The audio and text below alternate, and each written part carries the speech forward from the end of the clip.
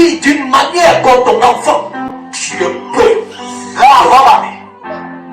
Ne calcule pas que c'est mon enfant, c'est mon enfant. Et quand tu fais certaines injustices contre lui. Et les parents spirituels et biologiques, certains d'entre les parents spirituels et biologiques ont tué leur propre enfant. Ils l'ont tué. Pourquoi? Dis-moi pourquoi, je vais t'expliquer. Right? Pourquoi? Parce que Dieu a dit à l'enfant, honore ton père et ta pour que tu vives. Dieu pouvait s'arrêter là-bas. Mais vous savez pourquoi Dieu après a dit aussi aux parents, n'irritez pas vos enfants, ne les faites pas fâcher. Vous savez pourquoi? Parce que quand un enfant est fâché, c'est aussi la chair humaine, hein, c'est l'homme. N'est-ce pas? Dans sa colère, il peut t'insulter, toi, son père ou sa mère.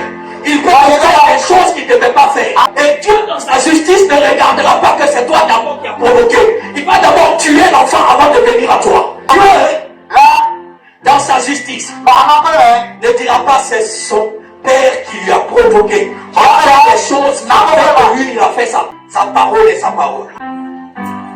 Donc tu as insulté et déshonoré. Il va dire, c'est ma loi, tu meurs. Si tu ne te repens pas, tu vas mourir. Mais en vérité, qui a tué? En vérité, en vérité. Si je veux te tuer, toi, mon fidèle, il y a encore un bonheur. Parce qu'il suffit de te faire quelque chose anormal. Viens par exemple. Lui, il est âgé, c'est pas un enfant, non? C'est un père de famille. C'est mon fils. Admettez qu'à cause de son erreur devant tout le monde, je le chute.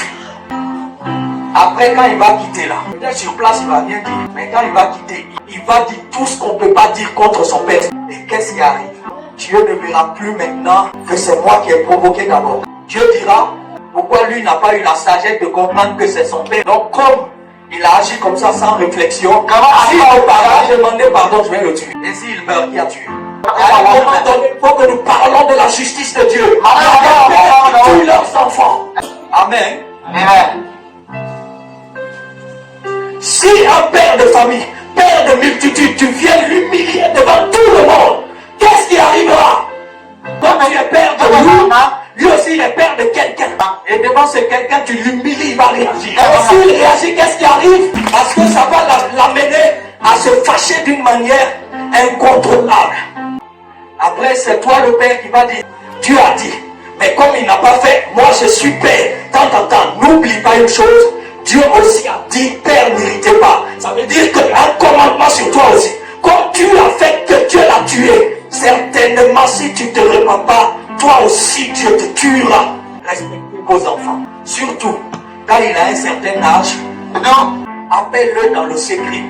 Entre vous deux là-bas, parle quand tu voudras. Et vous savez quoi? Si nous sommes pères, nous devons sortir de l'orgueil parce qu'il y a quelque chose qui fatigue les pères aussi. L'erreur d'un père est toujours acceptée comme la sagesse. Il te gifle après et tout, il dit, sois sage. Ce que j'ai fait là, c'est la sagesse. C'est pas la sagesse. L'erreur, c'est l'erreur. Ce que tu viens de faire est une erreur. Père comme fils. Mère comme fille, que Dieu nous pardonne. Amen. C'est pour te dire, sois spirituel. Jésus a traité Pierre de Satan. Mais Pierre est resté dans la foi. Quand Jésus a traité Pierre de Satan, Pierre aussi l'a renié. Vous ne savez pas ça? Quand on a arrêté Jésus, on dit à Pierre, tu le connais? Il dit, je ne le connais point. Je parle avec toute humilité. Les pères, pardonnez-nous. On est encore de vous. Mais changez